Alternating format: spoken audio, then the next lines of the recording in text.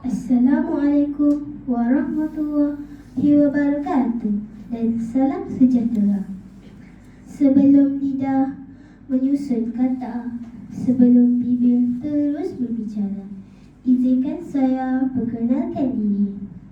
Bak kata pepatah, tak kenal maka tak cinta. Nama diberi Nurin Idina Imanina binti Zulkifli. Saya berumur 11 tahun.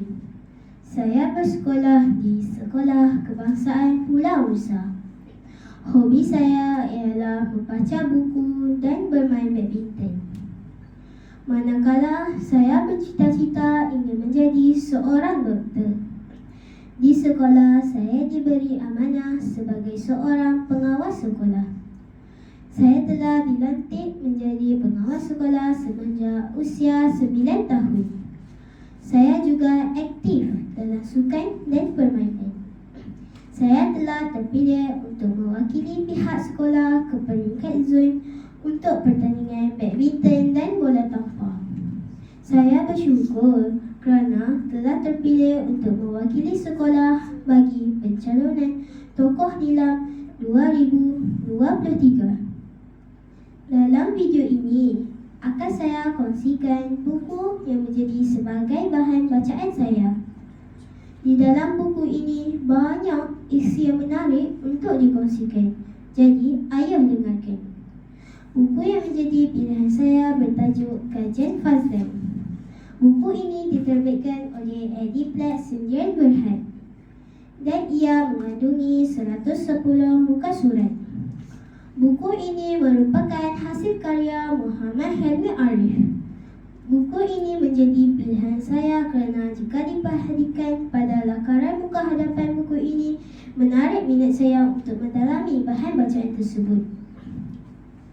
Jalan cerita di dalam buku ini sangat memujakan yang mengisahkan tentang eksperimen yang perlu dijalankan oleh beberapa orang murid, iaitu Fazlan, Asnida dan beberapa orang murid lagi.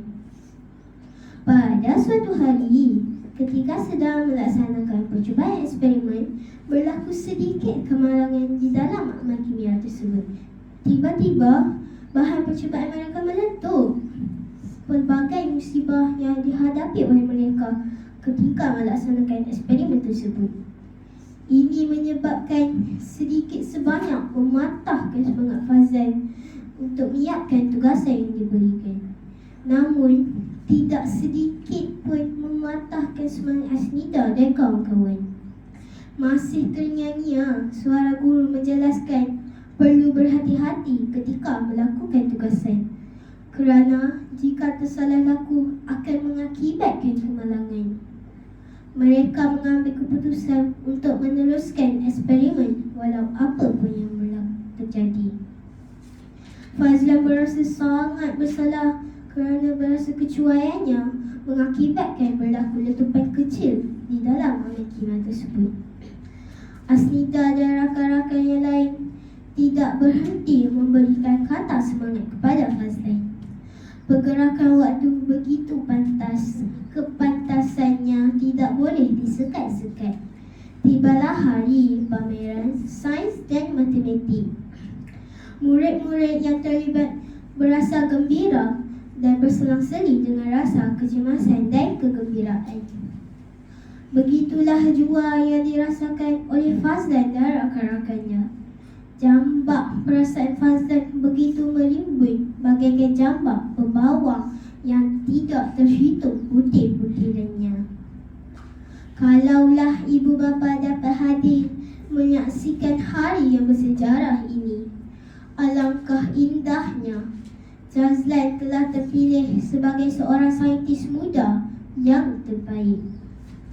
Fazlan dan Asnida merasai gunung bebanan sudah terlepas daripada bahu masing-masing. Keresahan yang panjang, kerisauan yang tidak menentu dan kepayahan yang tidak berputusan akhirnya membuahkan kejayaan. Kesimpulannya, daripada buku ini saya mempelajari banyak perkara, antaranya Yang pertama, kita hendaklah sentiasa berfikir yang positif dalam semua perkara yang kita lakukan, kerana pada akhirnya pasti kejayaan mengiringi kita. Yang kedua, jangan pernah putus asa dalam setiap apa jua yang kita ingini. Dan terakhir, sentiasa bekerjasama dan bersaing dengan sihat di kalangan rakan-rakan. Pada pendapat saya, buku ini sangat sesuai dibaca oleh semua lapisan umur. Pengajaran yang diperolehi daripada buku ini boleh mematangkan jiwa kita dalam mewarnai kehidupan seharian.